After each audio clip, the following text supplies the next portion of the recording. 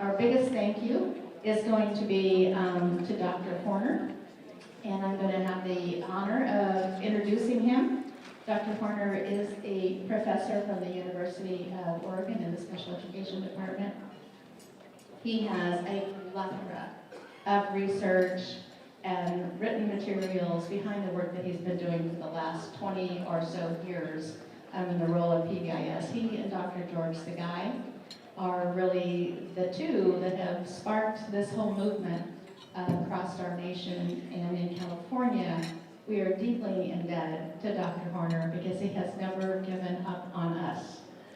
He stays with us, he stays encouraging us, he stays opening doors, and he stays a tremendous advisor to our California Pbis Coalition and to CalTech. So with no further ado, we're really here to hear Dr. Horner. Please invite and welcome Dr. Horner to California.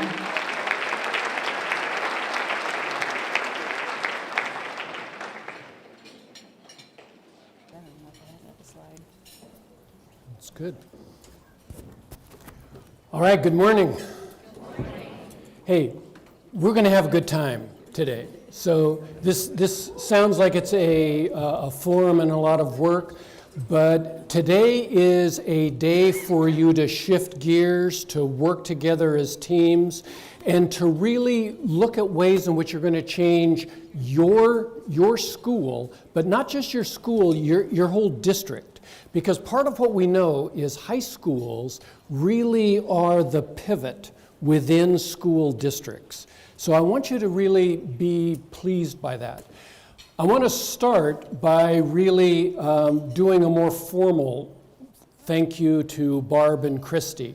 The idea of pulling this together takes a lot of work, a lot of vision, a lot of coordination. So one, the fact that you had the good vision to focus specifically on high schools. And second, the dedication and the work you've done, not just for the conference, but for the work where you're pulling things together. We extend appreciation. Thank you.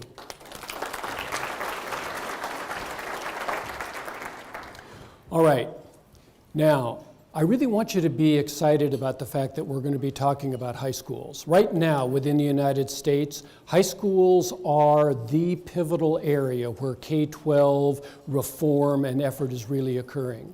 People all across the country are worried about dropout rates, they're worried about graduation rates, they're worried about the extent to which we can actually educate successfully all the kids.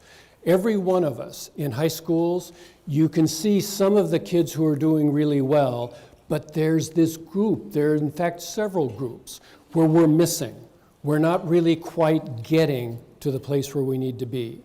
So today's an opportunity to take a deep breath, take a little bit of a look at what you're really going to be able to focus on now through the end of this year, but I really want you to be thinking about how you're going to launch next year and really get things going. I've got two tasks.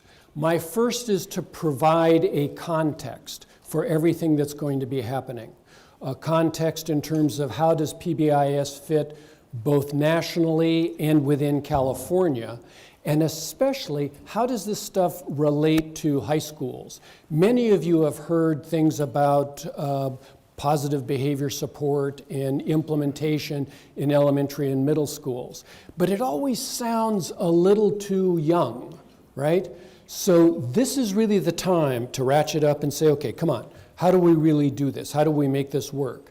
So I'm going to give a little bit of context. I'm going to give you some data, I'm going to give you some ideas, but there are themes that are going to cut across. One of the themes that I want you to look at is the extent to which we're moving away from control and discipline, and we're really moving much more towards education and empowerment. The bottom line for everything you're going to hear today is that we can't make high schools work without the active engagement and participation of the students. We're going to be talking about specific strategies for you to lead students in building a coherent and effective learning community. And part of that, now this is really important, is holding students accountable. This isn't just, I mean, I got to tell you, I always worry. I always worry when people first come to a PBIS event. You know, you talk about positive behavior support, and it all, I mean, isn't it so nice, warm, cozy, everybody gets together, has a group hug, we hope they get better, right? All right. There's a certain amount of that, but I really want you to take away the sense that PBIS is about defining expectations and everybody holding each other accountable. It's not just us being educational police, it's everybody within a community holding each other accountable. Now, the big thing that I want to take away though is if you teach algebra or calculus or physics, or if you are really focused on a group, part of what I want you to think about, I'm going to make the argument today that you will not accomplish the graduation rates, the academic outcomes, the social emotional development that you're committed to, unless PBIS is part of the process that you're doing. The thing that Barb was so gracious about describing when she introduced us were the things that we've done as academics. But the thing that I really value, all of us who are involved in PBIS were teachers. I was actually a special ed teacher in Palo Alto, all right? I know that's a different state. That's the northern part, right? So some of you may not know where Palo Alto is. It's in the Bay Area, all right? But it is still actually part of California. Here's the point. The point is we are committed to things that are practical, that are efficient, and that are evidence-based. That's what we're going to give you, all right? Now, how many of you have been to a PBIS conference before? Excellent, 39.8%. And so that means a fair number of you, this is a little bit new. You got what the acronym is, but if someone were to say, we will give you 2 tickets to Disneyland if you can identify the 7 core features of PBIS, my bet is you wouldn't do it quite yet. All right, by the end of today, I want you to be able to do that. So here's the other part. I'm going to focus on 3 big things. So this is being a university professor. One of the things you learn is you have to tell everybody what's going to be on the test within the first 5 minutes, right? So the 3 big things.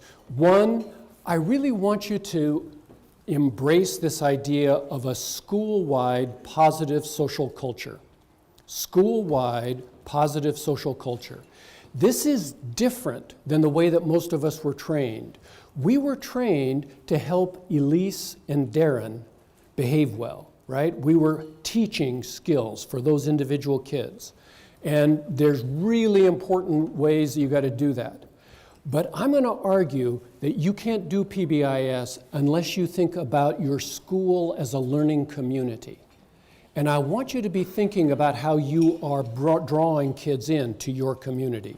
So part of what this is going to be all about, how do you establish a learning community where the kids have engaged and they own the environment? Not only, but as part of it. Second, I really want you to see over and over again the way in which data use is something that guides what we're doing. So if you were to come away today, I want you to be able to say, what are the 4 things that you as a team really need to know? 4 things. If you were to say, what kinds of data are you able to really deal with? So do you know if you're actually implementing PBIS? Do you know the Fidelity data? Do you know attendance? And come on, we got a big problem in the US with respect to attendance in high schools. I mean, how many of you are dealing with attendance issues? All right, I love it. My father was a superintendent of schools, and one of his major messages was if we don't get them there, we're not going to have the effect. So I want you to really focus on attendance, I want you to focus on behavior, and I want you to focus on class success, how well they're progressing through their classes. So in high school, if you as a team are to be able to implement PBIS, you need those 4 pieces of information. The issue is if you control the district, I want you to be thinking about the extent to which the district's database is giving you the information you need to make good decisions. So as we go forward, over and over again, the theme is going to be, how do we empower the team? How do we move things forward and make that work?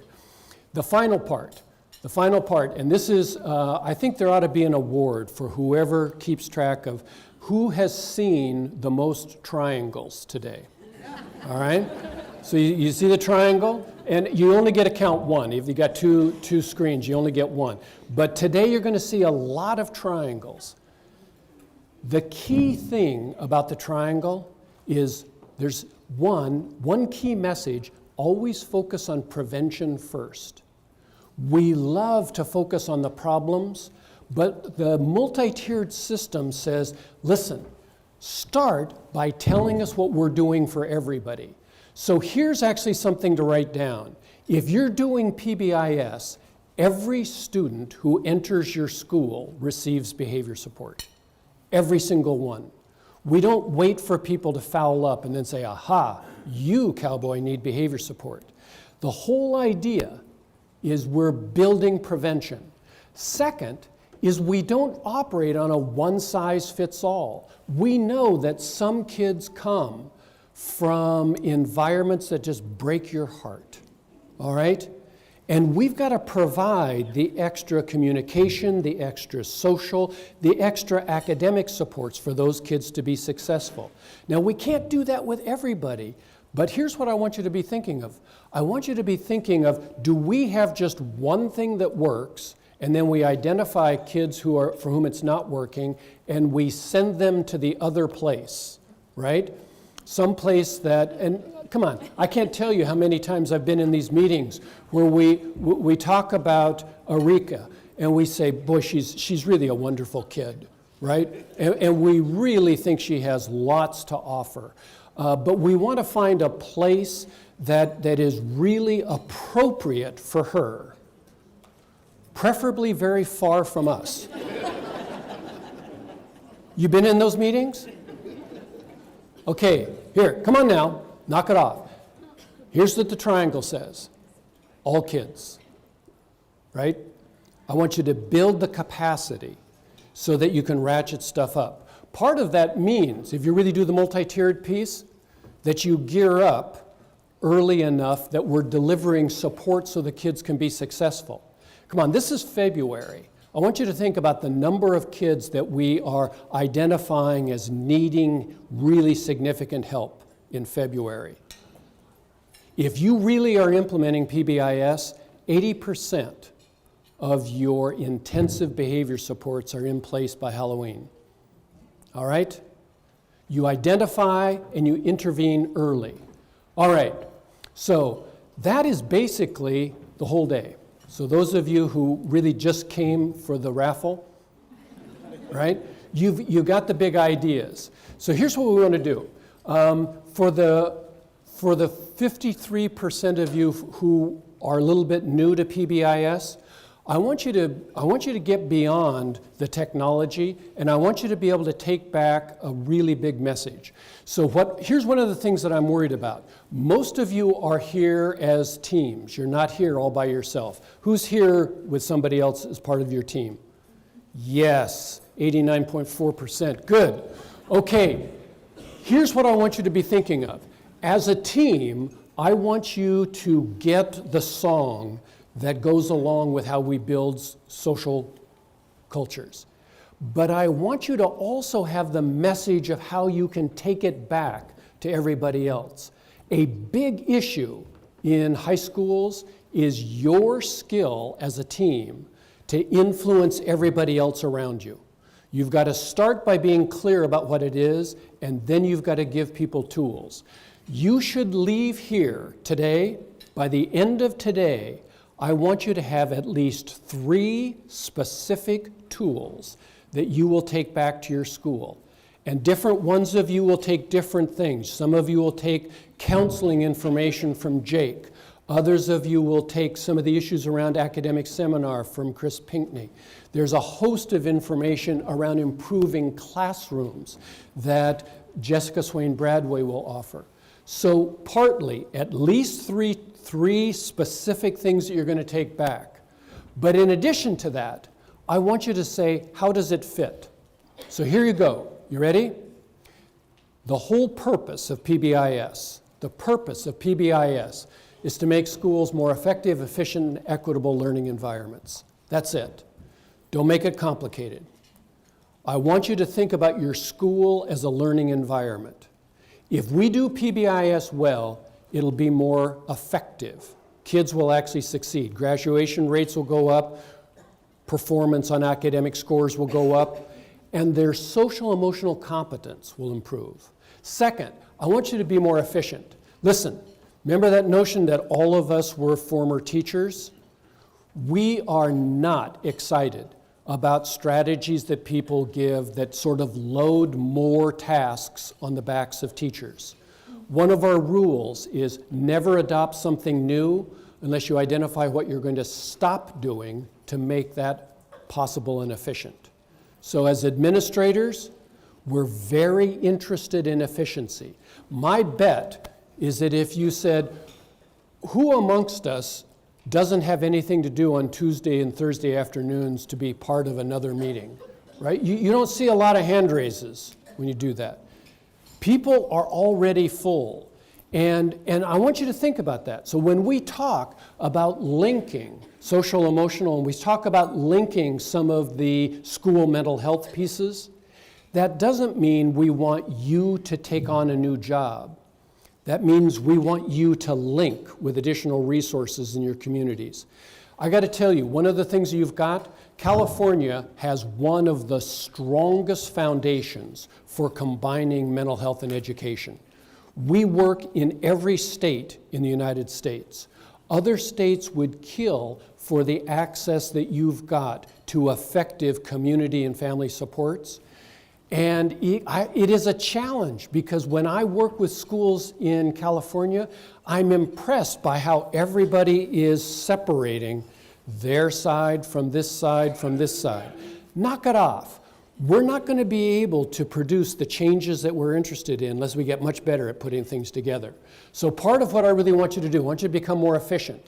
The other part is equity. And you can deal with equity as a social justice issue. But listen, we can deal with equity as a pure, simple efficiency of the system. We've got kids who are coming from more different backgrounds than ever before in the history of education. Come on, I'm looking out. I can see some of you were in the educational system a while ago, okay? Nope, all right. I want you to think about how it was when we were there. Schools are not as we remember. They are as they are now. And part of our talent has got to be to make 21st century schools. That's what we want to do today. If you were to take all of the research, one of the things we do, we hold ourselves accountable for not asking you to do something unless we've actually done the research to show that it makes a difference. You can come on. Anybody who can do a PowerPoint can make something look fun and exciting. The trick is, can you actually demonstrate that it produced change in kids and families? So part of what I want to do is if you were to take the last 40 years of research and condense it down so it says, what will make a school an effective learning environment? We can do a lot. I'll show you some graphs here in just a minute. But here are the 4 things I want you to do. When you start school, I want you to create an environment that is excruciatingly predictable. I want you to create an environment where not just the highly privileged, well-educated, 2-parent family kids know what they're doing. I want you to create an environment where every single kid, every single student knows what the expectations are. They know it in a language that they understand and embrace. And they know it not just as a word, but as actually what it looks like. What does this feel like? Open up the door. Don't make school appear like an opaque environment managed by people unlike me. Make it your home. Make it a predictable environment. Second, and this is the toughest one, because every one of us were trained to make our own classroom or our own domain our own. All right? When I was a teacher, my first day of teaching, I was taken into room 19, and the principal opened up the door and said, "This is your room, these are your kids. God bless you and good luck." All right, that's not the orientation I want you to give. I want you to actually do more. Part of it is we've got to make school from the perspective of the students. Make it easy for students to see the consistency. I mean, each of us are going to be a little bit different, the way that we do things. That's okay, that's normal. But the basic fundamental expectations, Cowboy, we expect you to treat others with respect. We expect you to be responsible for yourself. And this is what that means. We expect you to behave with dignity and honor or whatever. And this is what that means. Make the puzzle accessible. Make it clear. And part of that, I got to tell you, when we talk with kids, and we do, golly gee, we do lots and lots of interviews with kids. The thing that they are most interested in is the extent to which we are fair, right? The F word, right? Are we fair? And part of what that means is consistency across people, place, and time. All right, third thing is I want you to actually create a positive environment. Create an environment where we are telling them over and over what they've done right. Part of that means you should never correct a behavior that you haven't taught the positive side to. So if you should never correct, never say you got it wrong unless you've actually taught them what to do that's right. So if you say this is the way it goes, then the correction isn't do not do that because you are a miserable wretch and you're going to go straight to hell. All right, that's one option. The other option is to say, Cowboy, that is not what we taught. Remember when we said be respectful? So pulling your pants down is not being respectful, right? Let's talk about what an alternative would look like. Okay, so impart, teach and acknowledge. Teach and acknowledge. And one of the things you're going to hear over and over again, teach and acknowledge 4 to 5 times as often as you correct.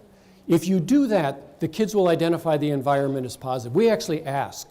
One of the things we do, and you do this too with the California Healthy Kids checklist survey. You ask to what extent are adults in the environment encouraging. You've got different ways in which kids tell us, and we get big differences when you look across different schools. The other piece, and I got to tell you, this is a big one right now, is safety. Because safety has 2 parts. One is the reality and the other is the perception. You actually have already created very safe environments for the most part. Your environments are good. I mean, I've been in a lot of schools in California, and I think you have a huge amount to be proud of. The students don't identify the schools as safe as we do. Partly that's because of bullying, harassment, partly it's because of the emergence of online social media challenges.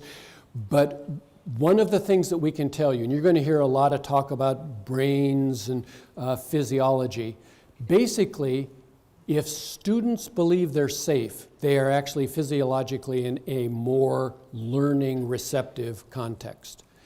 When kids perceive themselves as at danger, right? Part of what you've got is cortisol levels that actually alter the conditional probability that you're going to be comfortable attending. You're doing too much cycling in terms of what your attention looks like.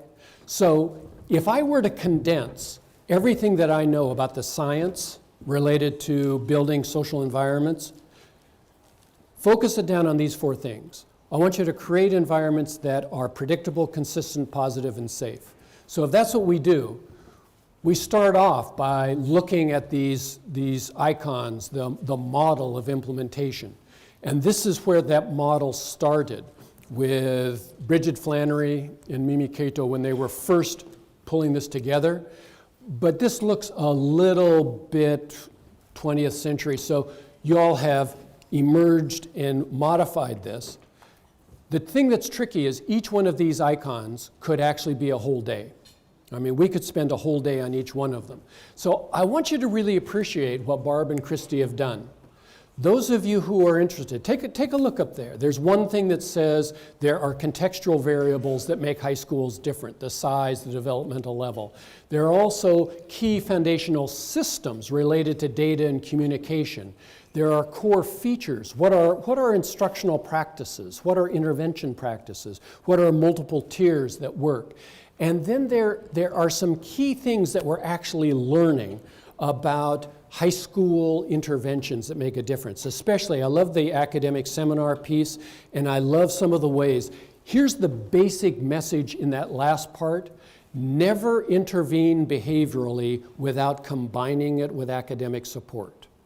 Don't pretend that you can deal with behavior problems and there will be nothing related to academics. So in part, anytime you're dealing with a student who's behaviorally challenging, I want you to look at ways in which you add in the academic support so that she or he is doing much better. Now, if you look at what's going on, I mean, we're going to have Barb and Christy talking about how you can combine those pieces of preventing, teaching, and reinforcing. We're going to be looking for different ways of problem solving that look at the systems. We're going to be introducing the role of counselors. And Jake actually does not just counselors. He can talk about counselors, social workers, school psychologists.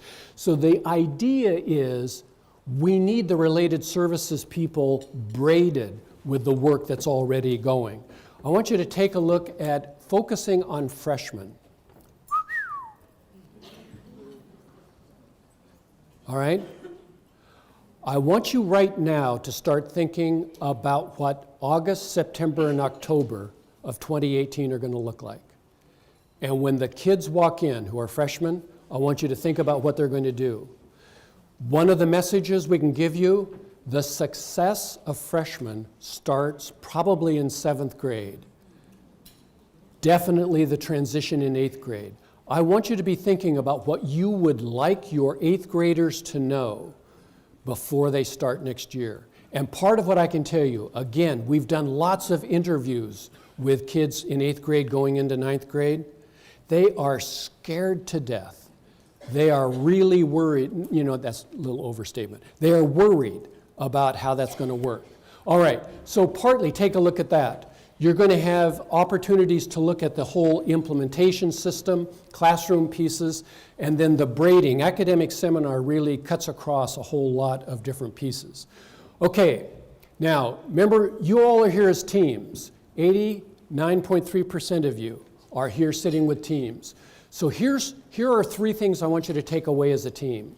First off, today, don't just go to sessions, talk to each other. I want you to build consensus. I want you to have a common message. What is our goal? What are the critical features of what we're going to put in place? And how will we know, 2 big questions, if we did what we said we would do and if it's benefiting students?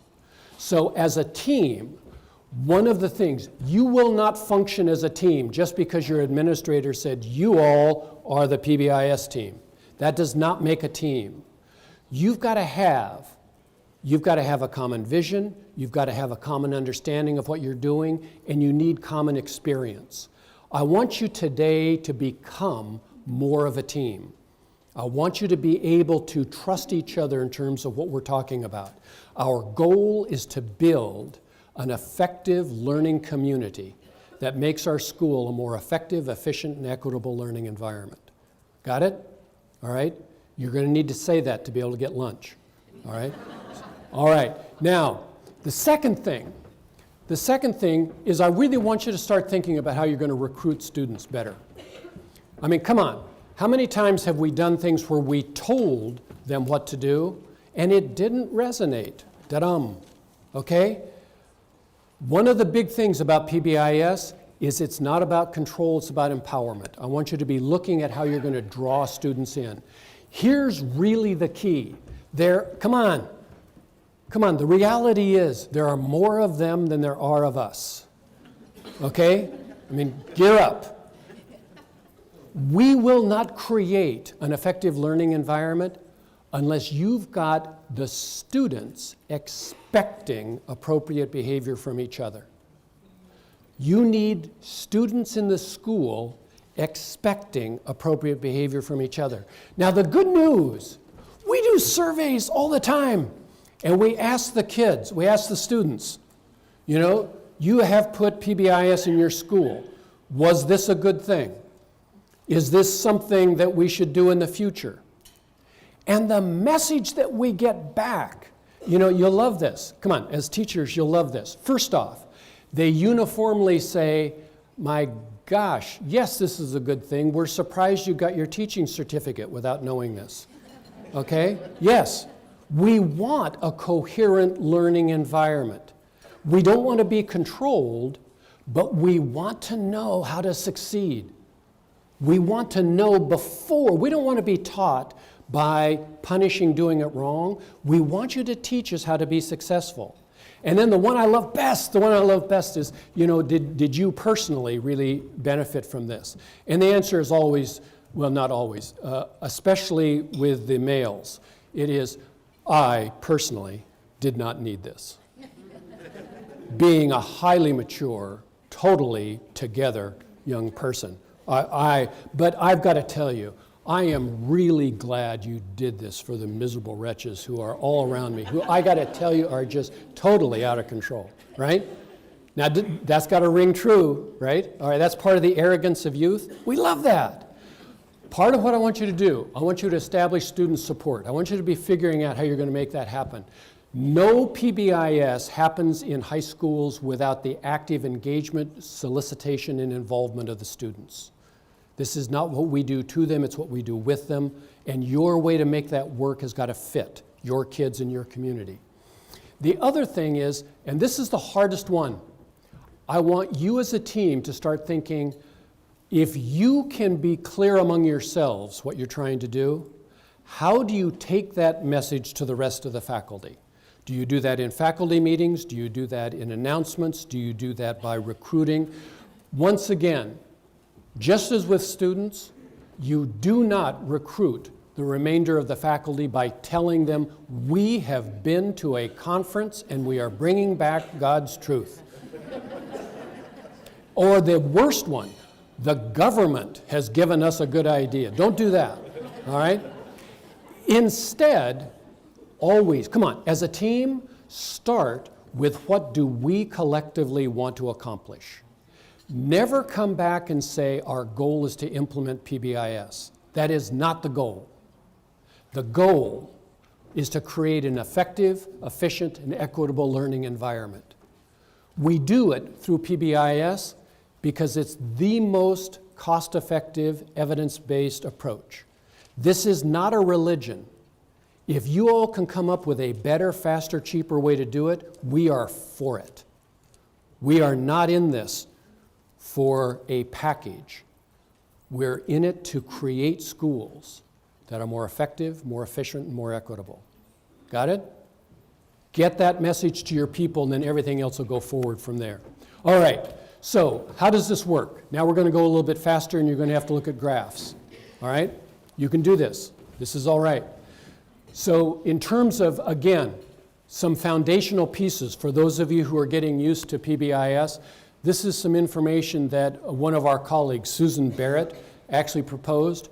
One of the things I want you to think about, everything starts with student outcomes. Everything starts with student outcomes. So part of what we're looking for academic, social, attendance, and emotional gains. PBIS starts by saying we want to have effective outcomes for kids. All right, so we're going to measure that, and we're going to look at how it works. First thing we got to know is, well, what are the practices that generate those outcomes?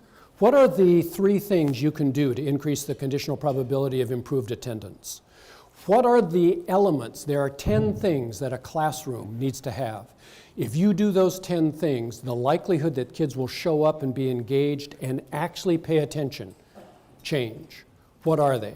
So we know what the practices are. When you take a look at problem behavior, all right, and come on, think about the stuff. I mean, and I'll show you your own data in just a minute related to problem behavior. Part of what we know is I want you to be thinking, what do they do Where do they do it? When do they do it? Is it a few kids or a lot of kids, or is it just Jessica, right? Why do they keep doing it, and how often does it happen? If you ask those questions, right? If you ask those questions, you will be able to do problem solving that you never thought possible. So in part, we can tell you strategies that the research say work. There is no strategy that you don't need to adapt to your environment. It's your skill at adapting it that's going to make it work. The second part is I want you to actually create things that are functional. And that's going to come back to that message of prevention. Too often in high school, we come up with a discipline code. We come up with a set of the 2,438 things you should not do. You know, no hats, no gum, no pants above or below certain places. No, you've got to have some proportion of your anatomy covered. We've got all of these different things. I want you to start shifting. Here's the message. All good social environments start by teaching what you want. Never have a negative consequence that's not attached to having taught the right foundation. You don't have to teach this is how you dress. You teach concepts. These are kids who are young adults. They want basic concepts. Show us how being respectful and responsible apply. Give them power, not narrow control. Come on, and those of you who like to do the brain stuff, we actually have done. I mean, I used to sit on the NIH study section looking at the genetic and neural development material. One of the things I love, there's actually a study done where they were looking at young adults. I think they were 14, 15, 16 were the age range. And one of the questions was, if you tell somebody no hats, right? Hat is a great thing because we put 19 probes. There's a guy named Posner, actually, there's 19 is the minimum. They actually do many more right now, but when I was doing it, we had 19. And we could actually say hat, and we could see in the brain where the hat neurons fired, all right? It was a blast. You're actually sitting there watching, oh, there's hat, right? So we'd say hat. And so part of what you say is in an adolescent, especially an adolescent male, if you say no hats, got it? You know what fires in the brain? What fires is how close can I get? What about yarmulkes? What about scarves, right? What about caps? What about, right? So part of what you do neurophysiologically is you actually prompt barrier approximation. Don't do that. Instead, I want you to teach what you want. Always teach what you want and go from there. The other part, so do prevention first. The other part that we really have learned is when you're looking at these things, build a multiple tier of support. Some kids are going to deal with just being taught what's expected, then you're going to need other parts. The point is, you need practices, and you need practices that actually work. Behaviorally, what we're saying is make the practices functional, make them preventive, actively teach what you want, and be prepared to increase intensity to meet kids' needs. The other thing, though, that I want you to be excited about, this is really important. Too often in education, we're given programs, and we're supposed to go out and implement these programs. We're supposed to sweat blood to get something in place, only to have it replaced by what you went to the next year, right? Have you ever been there?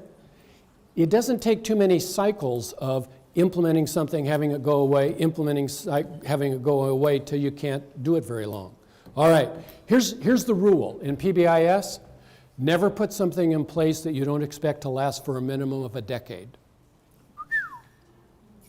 All right, 10 years. Everything you hear today, I want you to say, what's the practice? And then, what are the organizational systems that are necessary to sustain it with fidelity and effect for a decade? What that means in education, don't tell us what to do as a team unless you give us the data, the time, the authority and the structure to be able to be successful. My father was a superintendent.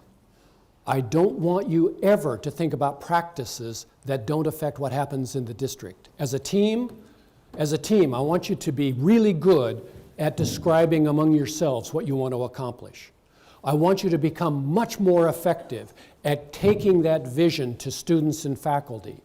But at the same time, I want you to be clear about what you need from the district, the county, and the region. I want you to be expecting the organizational support that'll be able to sustain things. To do that well, you need data. You need 4 different kinds of data.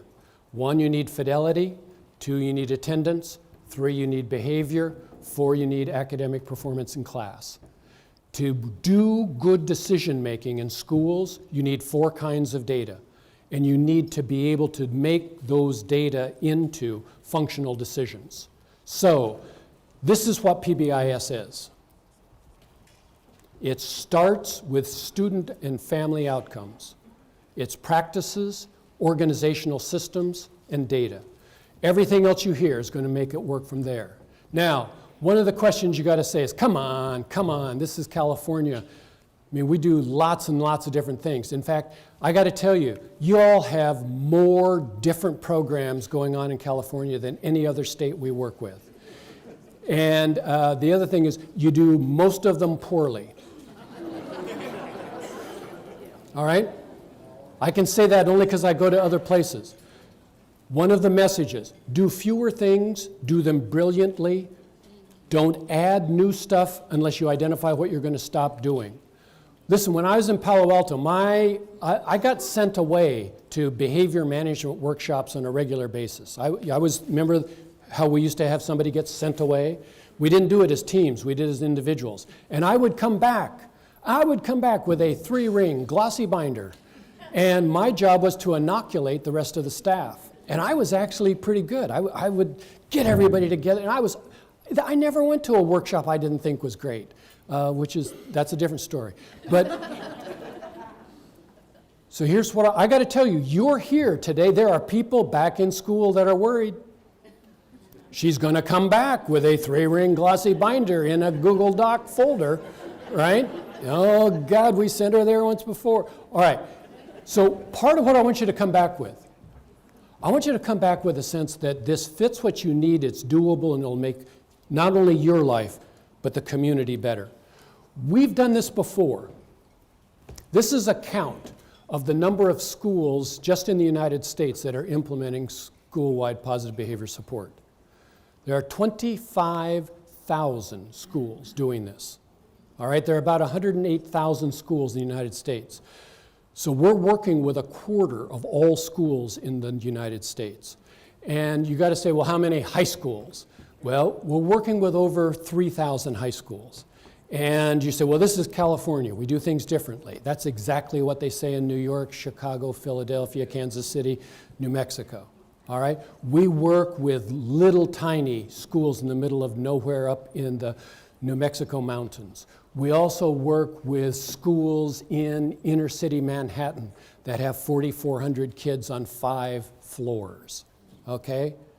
So different places, different ways of doing things. But the key is this common vision of making things work. We are doing PBIS in lots of places. In addition, one of the things that we've been working on the past decade has been implementing PBIS outside of the country. We currently work with 23 different countries. And so in part, one of the reasons for doing that is really testing cultural responsivity and sensitivity.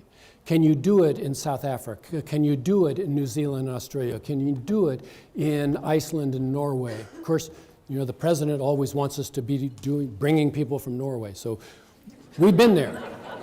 All right. Now, I don't know. Listen, that's a really bad idea. There are not that many of them. You know, I mean, they'd all fit in California. So, very nice people, though. All right.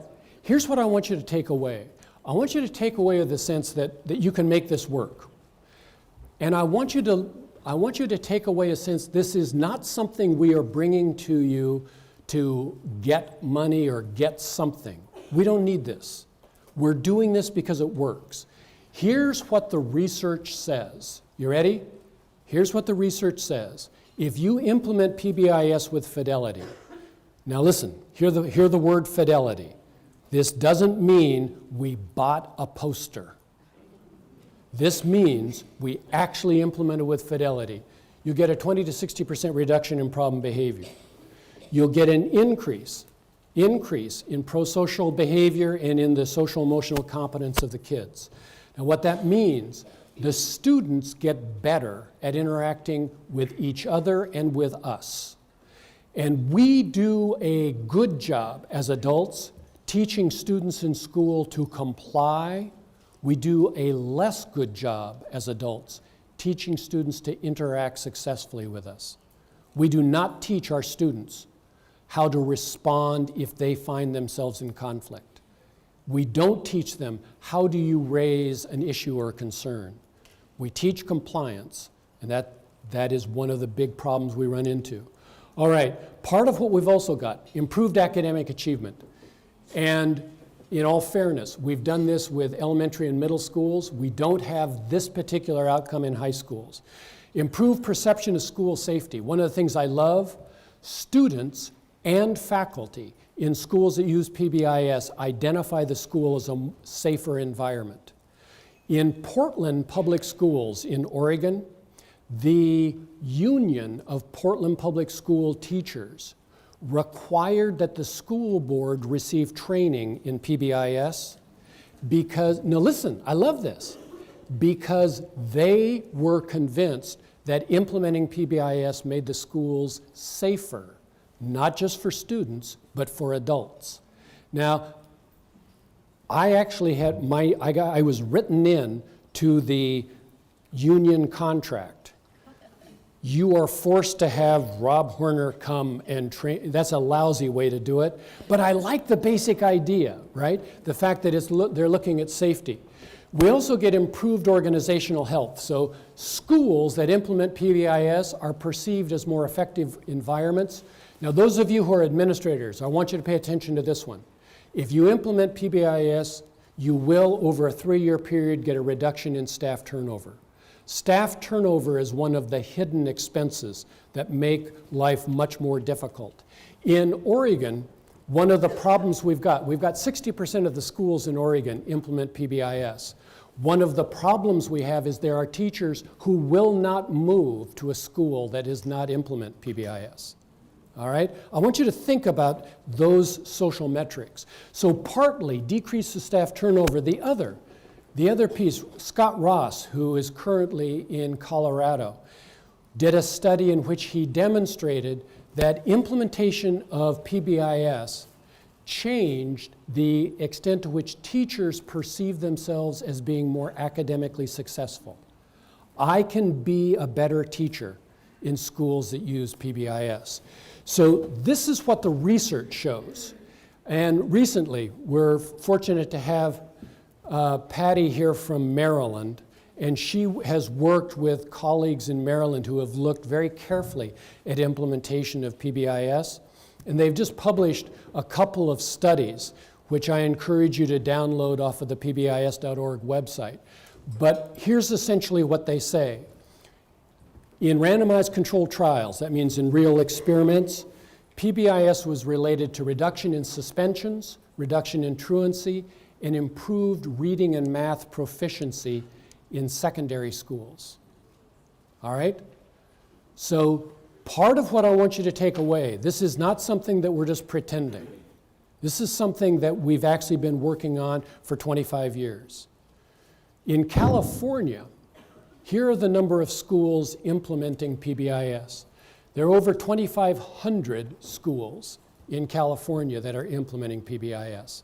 And as I'm sure each of you know, there are 10,138 schools in California. So I want you to be thinking, but take a look at the graph. Take a look at the graph. And here is when, remember when the LCAP, come on, you all remember when the legislature what the LCAP introduced is the idea that we are absolutely about academic performance. We want to create kids that are college and career ready. But we also want to create young men and women who have the social emotional competence to be successful citizens. Social outcomes are part of what we're expected to do in education. And the LCAP is one of the first places where a legislature mandated that. Anytime you say, what is our school about? It is about building young men and women who are socially, instructionally, technically competent. We're building people who have increased degrees of freedom when they look at their career, at their college opportunities. So that made a difference. Many of you are actually receiving money from the School Climate Transformation Grant. There are 15 districts in California with multiple millions of dollars that are receiving federal funding. And this next year will be your last year. Those of you with School Climate Transformation grants, part of what I encourage you to do is start looking at sustainability. All right, so look at how you're going to be able to keep things going. The last big deal is the state of California right now is investing $30 million in this whole notion of multi-tiered systems. Now you're going to hear a lot of words. Multi-tiered systems is exactly the same as the triangle. It applies to academics as well as to behavior. Pbis is a multi-tiered system that focuses primarily on the social behavior of students. But right now, schools in California are implementing. Well, that's cute, but now let's get down to some of the real stuff. So here are your data. These are data only around high schools that are implementing Pbis. How many of you have participated in a tiered fidelity inventory review? Excellent. God, I love it. You are good. I want you to release beta endorphins right now. Feel good about yourself. All right. Here's the big deal. The tiered fidelity inventory gives you 3 scores that are really important. Tier 1, Tier 2, Tier 3. You have implemented Pbis with sufficient fidelity to produce change in kid outcomes when you get to 70%. These are data from one district in California showing that they have focused with Barb and Christy on Tier 1 and they've moved to Tier 2. But let me show you individual schools. So here, these are individual high schools. So here's one high school. I want you to look at the dark blue bar. Dark blue bar is Tier 1, right? So there's 70%. So the school started at a certain spot. They did training, and the second year, they implemented Tier 1 Pbis. Hot spit, great, right? So we now have the prevention and the initial pieces going. Then look at the yellow bar, sort of the sickly yellow bar. Right? The yellow bar was when they started working on Tier 2. They started doing check-in, check-out, adapted for high school. And they actually got Tier 2 in place, but look at Tier 1. Tier 1 kept going. So they are now doing Tier 1 and Tier 2. What are they working on this year? Yes, very good, Tier 3. So they are putting pieces in place, but they're doing it slowly enough that they're actually sustaining what they're doing. All right, here's another school. Look at Tier 1, same story. Look at how they popped up with Tier 2. You know why they popped up? Because they have a very strong link with the mental health, school mental health group. Very strong, a school in which the administration invested in building the relationship. They are now also, partly because they're part of the same district, focusing on Tier 3. But here's another story, and this is a story I want you to think about. So look at the blue bar. In the beginning, there was Tier 1, and we did Tier 1 to 78% fidelity. And we felt good about ourselves, and we launched Tier 2. And we did do Tier 2, and while doing Tier 2, Tier 1 went to hell. Because No, come on. We thought we had done it. We did tier 1. Isn't it all about getting the score? No, it's not about getting the score. It's about changing the social environment to be more effective, efficient, and equitable, right? Here's the story from this school. Every year, you should take time to stop and say, how are we doing with what the core features are? By doing the tiered fidelity inventory, do it as a way to do training for new team members. Do it as a way to celebrate what you're doing well. And come on, high school people, come on, you are the harshest on yourselves. You do a lot of self-flagellation. Knock it off. Anytime you look at graphs, I always want you to identify 2 things that are positive before you focus on the thing that you're going to work on. And when you present the data to your faculty, always focus on 2 things that are positive before you get into things. So here's for example, the school that I'm just looking at. These are their tier 1 data for a couple of years. And this is all way too small, but it's not that I want you to read it, it's that I want you to look up there and say, it's real clear what we did well, right? We can see what we did well. And if somebody were to say, what are the smallest number of changes that'll make the biggest difference in the quality of the school? We can identify it. That's what data do for you. It allows you to make good decisions, and more than that, come on, I want you to look, we got 400 people here. We would get agreement on what was happening that was doing well and what we needed to focus on simply by looking up there. I want you to think about, have you ever been in a team meeting where you spent 45 minutes discussing something and never really coming up with a conclusion? Now, I'm sure that never happens here, but in Oregon, we do that. Come on. I want you to think about this. The people in your team meetings are competent. They are intelligent. They're clever.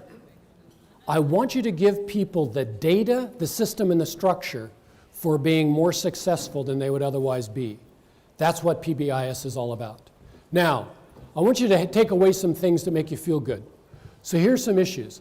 These are office discipline referrals, major office discipline referrals in high schools that are looking at Pbis over the last 13 years. Implementing Pbis in 1 year is neat. Doing it for multiple years, you get a decreasing trend. I want you to be thinking about the fact that if students are in freshman year and they go through it, that's going to benefit the whatever proportion are still there in sophomore, junior, and senior. So part of what you're looking at is I want you to be talking about the fact that if we do this, things get better.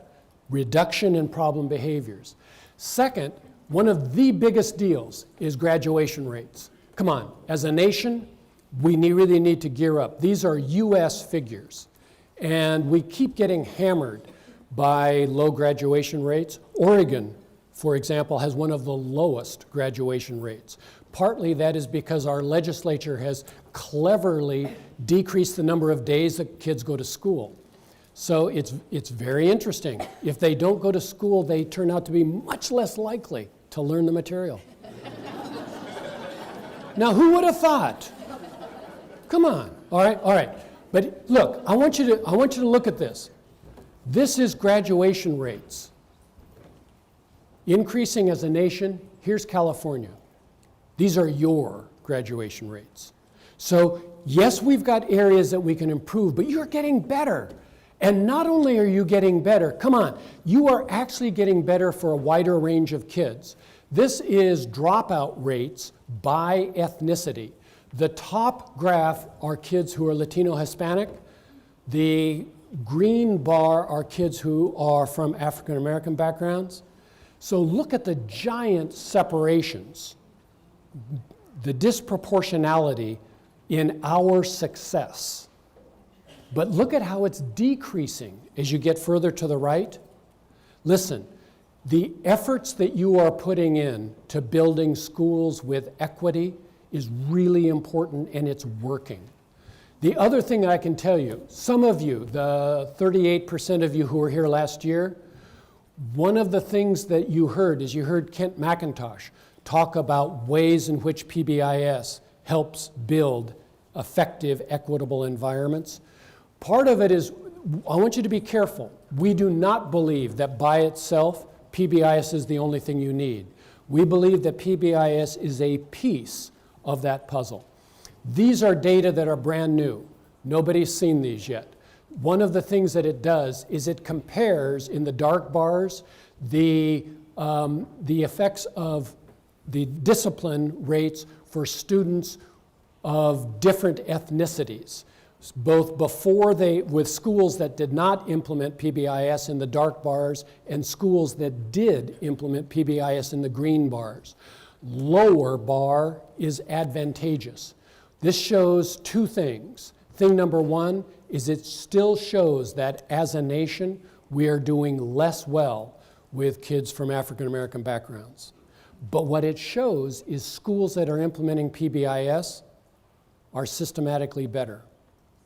Here's what we're learning. If you're really committed to equity,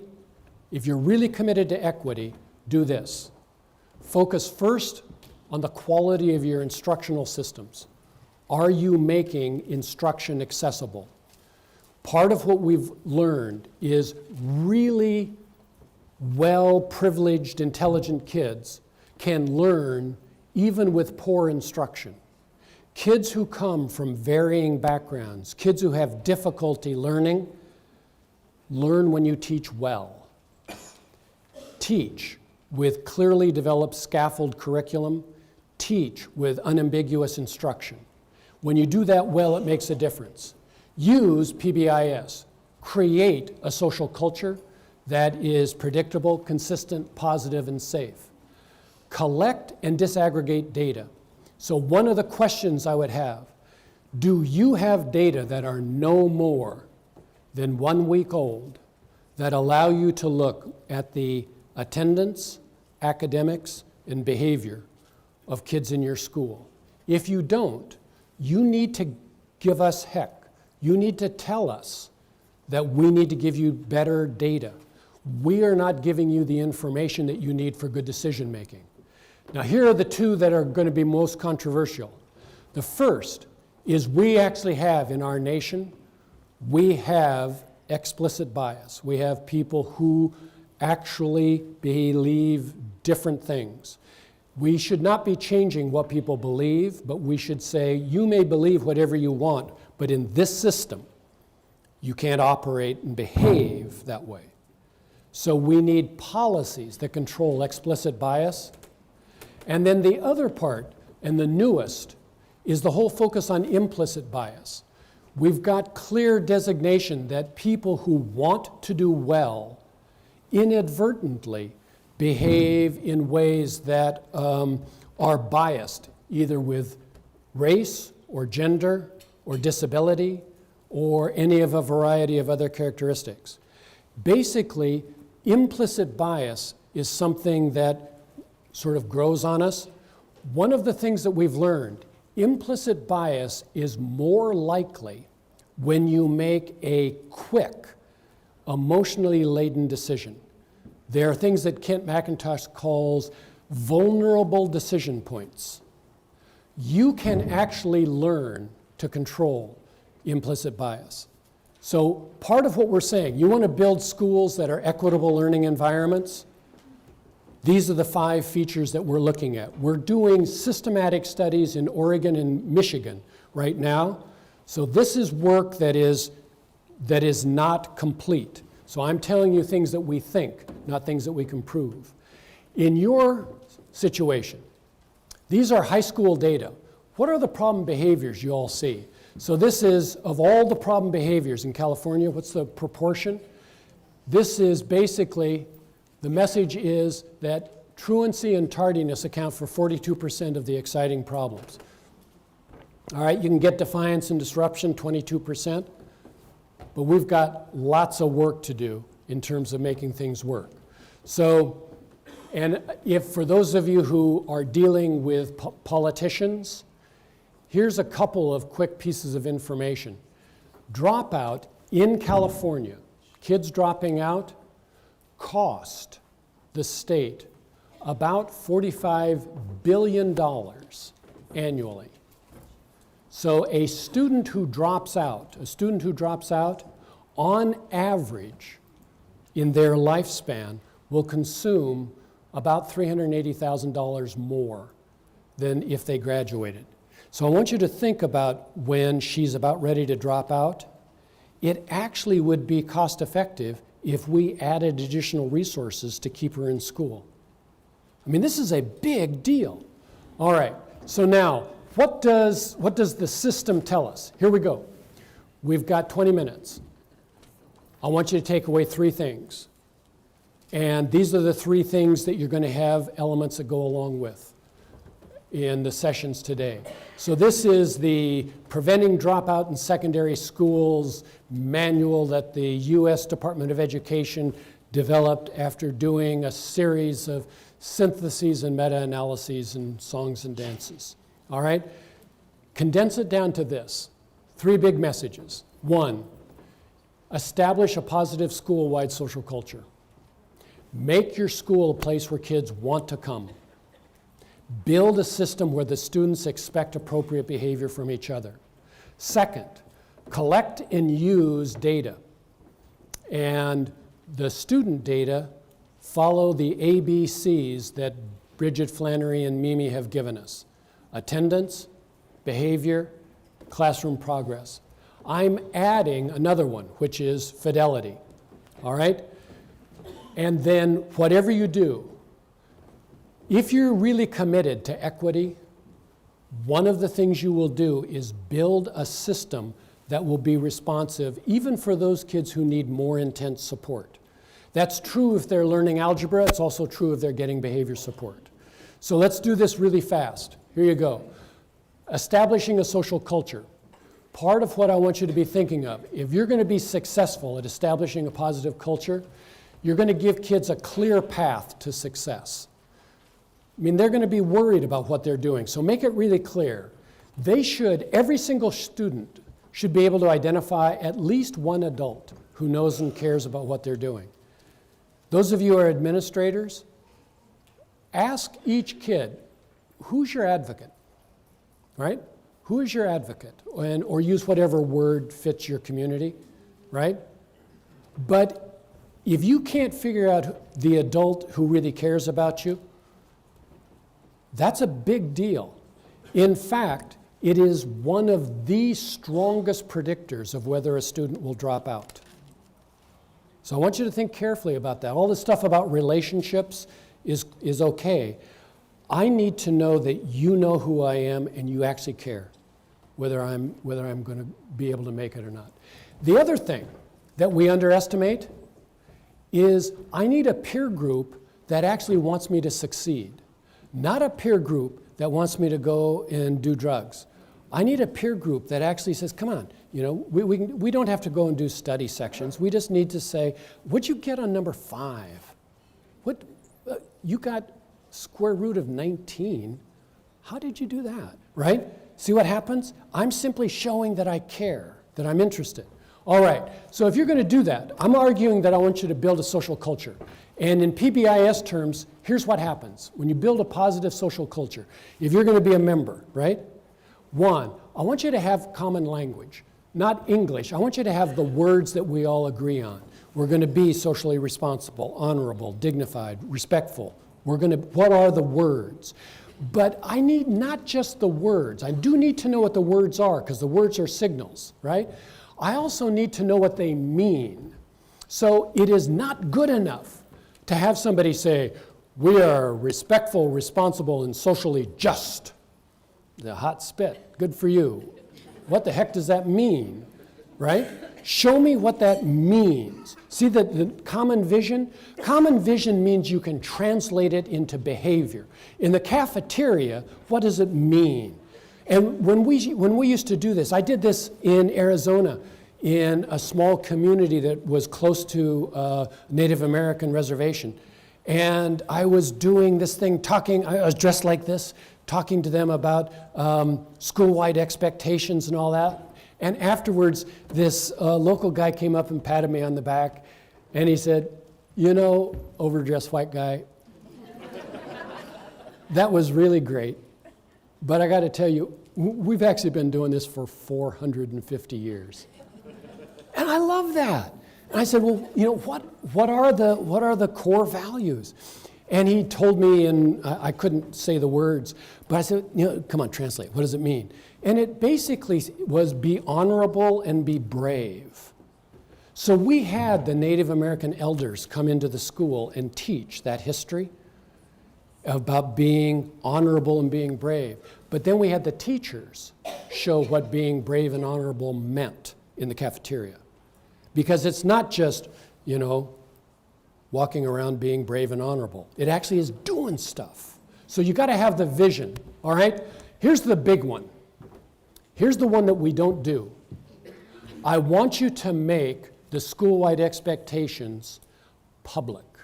I want us to have common experience. You do not build a social community by taking each individual kid and teaching him or her the expectations. You do it by doing it together. We become a community because I know that you know that I know. Right? Remember? I want you to empower the kids so they expect appropriate behavior from each other. I want them to know we don't do that. What are the rules for social texting? What's okay and what's not okay? When do you send an abusive, negative comment about somebody else to a third person? When do you not do that? Why do you not do that? We have not taught what those actually mean. We like to talk about big constructs, but we don't teach them as actual discriminal constructs that translate into behavior. Translate it into behavior and make a community. Here's what I want you to think about. Come on. And those of you who really work with freshmen, you know this. They walk in looking at high school as a daunting and complicated path. And you say, listen, this is what I want you to do. And they look at it like, whoa, man, I do not have a clue where to go, right? And different ones use different images, but it gets pretty bizarre, okay? I want you to make things work. So here you go. I want you to define and teach school-wide expectations. And what I've got is a set of great videos, none of which work with the current system. So I was going to sort of show them, but that doesn't work very well either. Here's the messages. 1, never adopt school-wide expectations without the active participation and engagement of the students. You can survey the students, you can suggest things and get feedback. The words need to resonate. Be careful. Come on, those of you who are in heavily gang-based environments, the word respect has been tainted. Don't use respect, but use the concept. What's another word for treating other people in a manner where you recognize that your behavior affects them? You can come up with that. You can talk about being considerate. You can come up with different words. Use words that fit, that resonate, but translate the words into behaviors. So define a small number, not 19, 3 to 5. Make them positive, not negative. So tell us what to do, not what not to do. The second part is never be so presumptuous to think that you know what it is and you don't need the kids. That level of presumption is dangerous. The other thing that I can tell you, and some of you have been doing this long enough, in general, you need to repeat this about every 4 to 5 years. So think about a cohort of students. Nobody graduates without having gone through the process of seeing the expectations redefined. Now, don't get all upset. That doesn't mean that you need to change the big word, but so tell me what being considerate or kind or socially responsible. Tell me what that means. And translating what that means several different times is okay. Don't change the word, change what it looks like. And have people be engaged. The other thing I would really encourage, I'm interested in those of you who are, anybody who's from Cal State who wants to do a dissertation, a great one would be to look at the effects of videos. Here's what we're learning. When you show a video that includes the students describing what's going on, one, it is much more powerful, which means it changes their behavior more if they see somebody who's their age. It doubles in effect. It is twice as effective if they see somebody they know. It is twice as effective. And it even increases more if they see themselves doing it, right? So, come on, one of the things you've got, we can make videos now for almost nothing. But the trick is, make videos that have the word, doing it the right way, and then contrast doing it the right way with the most common error that your kids make. This is what it is, this is what it looks like, and sweetheart, this is not it. You got it? This is not it. This is what it looks like. That's teaching. Do that with video, and you're going to be much more likely to get the kinds of effects that we're looking for. So I want you to think, one of the things that I would like you to do today is I actually want you to, as a group, say, what are our school-wide expectations? I mean, that would be, the secret handshake, the secret Pbis handshake is, hi, my name's Rob, what are your expectations? School-wide social expectations, right? All right, so the other thing is, how did students participate? It is, and come on, I know you're thinking, oh gosh, this is going to take forever. Do this pretty much the fast way. You got some student leaders, you can do surveys, you can get feedback. Basically, here's the message. If you include them in the process, they will play. If you do it to them, they will just let it go. So part of what we're learning, make it happen. The other thing is I want you to walk into schools. And I know different people are doing posters and things in the hallway, and that's cool, but come on. I want you to come up with expectations that are going to last how long? Decade. All right? Make it real. Here are real high schools. I want you to define it. I want you to display it. I want you to revisit it. You don't have to revisit it every year. But I want you to come back. It's part of what you as a team are able to do. So here's a task. Today is Thursday, right? On Monday, here's your task. I actually want you to do this. I want you to, as a team, I want you to come back and do this. I want you to walk down the hall, and I want you to stop 5 different kids. 5 different kids in your school. Got it? And I want you to say, do you know what the expectations are? And you use whatever the real words are. Do you know the high fives or do you know the whatevers? But you say, do you know the expectations? Can you tell me what they are? Second, right? What does it look like right where we are? What does that mean? So translate it into real behavior. And then the third one. Has anybody acknowledged you for doing things right in the past 2 weeks? 5 kids. And then as a team, I want you to get together, and I want you to say, what'd you hear? What'd you hear? What'd you hear? In schools that actually implement PBIS, 80% of the kids should be able to answer these 3 questions. And I love the last one. Sometimes they get confused about whether they were, you got to use language that fits. I did this in the Netherlands. And I was in a school where they were implementing PBIS. And I talked to this one young lady, and I said, do you know the expectations? And she rattled them off. I said, well, what does it actually mean? And she did a great job. She had to stop and say, which language do you want? Do you want it in French, German, or English? And I thought, okay, don't show off. Just tell me what. And then I said, has anybody acknowledged you for doing things right in the past 2 weeks? And she thought, and she looked at me and she said, no. I said, really? And she said, no. I said, well, what do you think we should do? And she said, I think you should give me your ticket back to America. And I said, that's a good place to start negotiating, but maybe not. So, but I love that. right? Okay, no, seriously. I want you to think about a school where everybody could answer those questions. That's a community. All right, I want you also to invest in freshmen.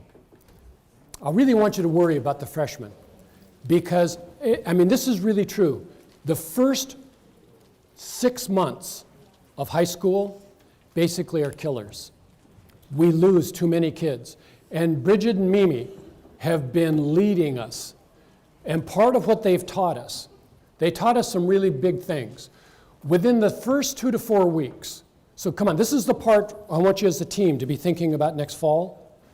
By the 4 weeks of when school starts, can every freshman tell you what it takes to graduate? They've actually got the little chart. They haven't just been given a piece of paper. They can tell you, you got to do this and this and this. You need so many credits and you need whatever it is. And the issue is not, do they know the rule? The issue is, do they have a path? Do they have a path that they can follow? And the key is, the path needs to take you down to right now. It's not what's going to happen in 4 years. It's what's going to happen in 4 years means this is what I'm going to do now. The second thing, I got to tell you, and this is true in Oregon, Illinois, Massachusetts, Connecticut, even in Maryland, Patty, isn't it? All right. Maybe not in California, but in other places, kids are not organized. No, I know you think not here, but it's true. Okay, come on. We have not done a good enough job of saying, how do you take a big task and make it a series of little tasks that work? We haven't taught people how to do planning. Come on, this is not just family planning, this is life planning. This is today planning. We have not given people the tools to move forward. And of all the things, listen, of the things that differentiate socioeconomic status, the extent to which you come from a highly chaotic, unplanned context affects school. If you are committed to equity, you need to be committed to teaching the skills. Everybody should have a binder. Everybody should have a schedule. Everybody should know a small number of core features. The study skills part gets a little more complicated, but at some point, just getting organized really makes a difference. The other piece is I believe every single freshman should be given 2 messages. At some point in your career, you will need help. We all need help. At some point in your education, you're going to need help. How do you get it? And don't say there's just one source of help. How do you get help from peers? How do you get help from us? How do you get help? Come on, call Jake, right? Your counselor actually can help you out. So in different ways, how do you organize to actually make things work? So the things that I want you to take away, invest in freshmen. I got to say over and over again, one of the things that I'm most excited about, when we talk to freshmen, this is the frame of their language. Have you ever talked to somebody who's a freshman? Say a coherent, full sentence. All right? Here's what I want you to do. Within 4 weeks, I want you to give them a clear path. It's not going to be clear and easy. I want everybody in 4 weeks. You can do this. You will not do it only as adults. You will need juniors and seniors. You will need others who say, this actually can work. You cannot convince the freshmen only with adults. But you can start there.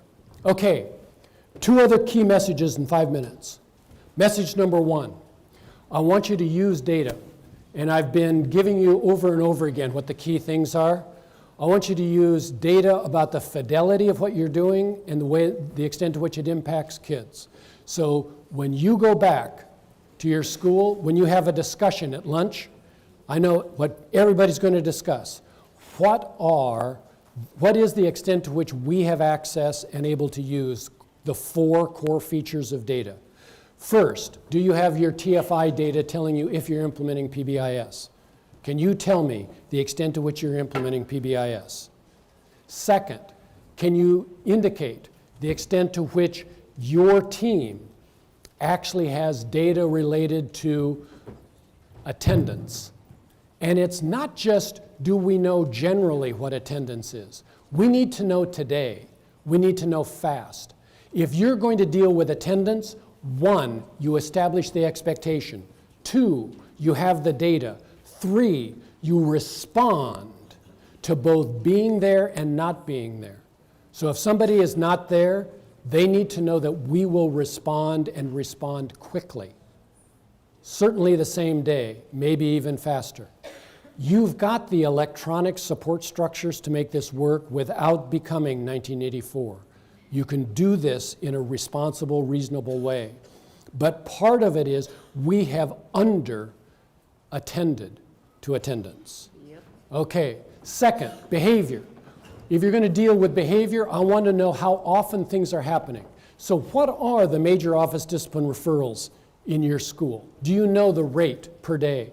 Do you know who is doing it? Do you know what they are doing? Do you know when it's most likely?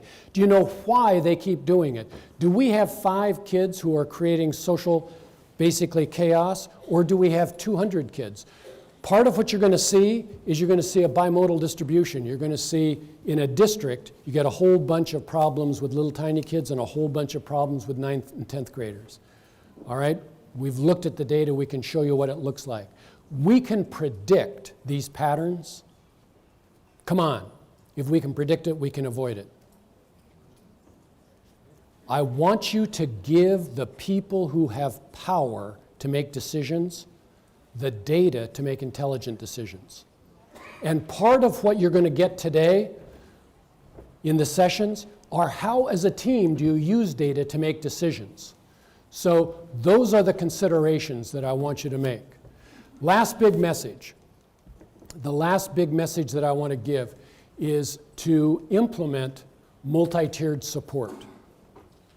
So this is the part where, as a team, I want you to be thinking, are we the tier 1 team?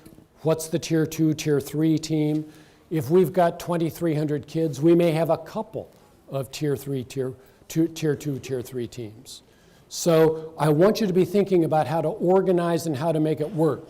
Don't get stipulated on any one kind of triangle, right? So here are 3 variations of the triangle.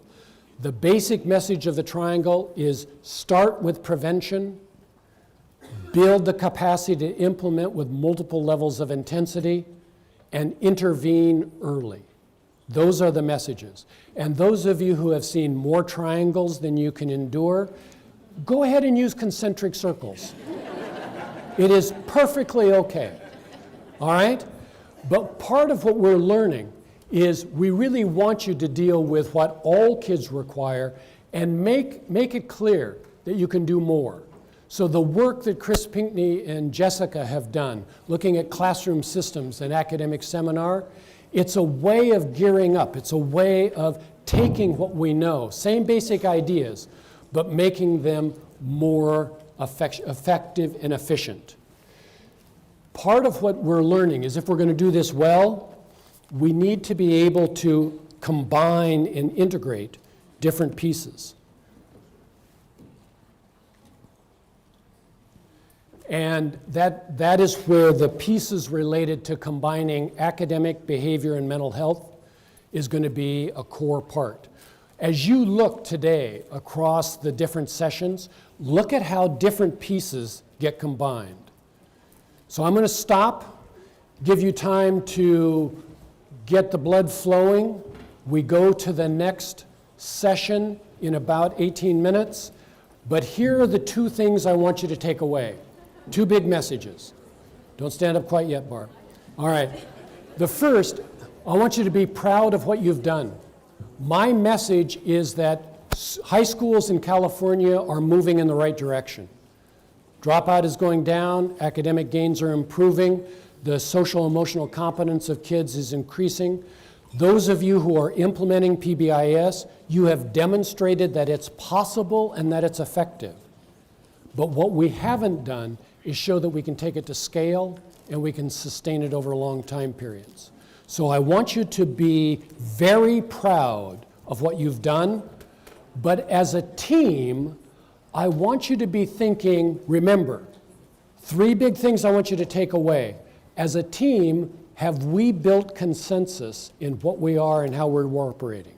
2, are we clear about how we're going to reach out and draw in the students? And 3, are we getting the tools that we need to build access to the rest of the faculty? If you do that well, not only will we be implementing Pbis, you'll be making schools more effective, more efficient, more equitable. I wish you well. Thank you.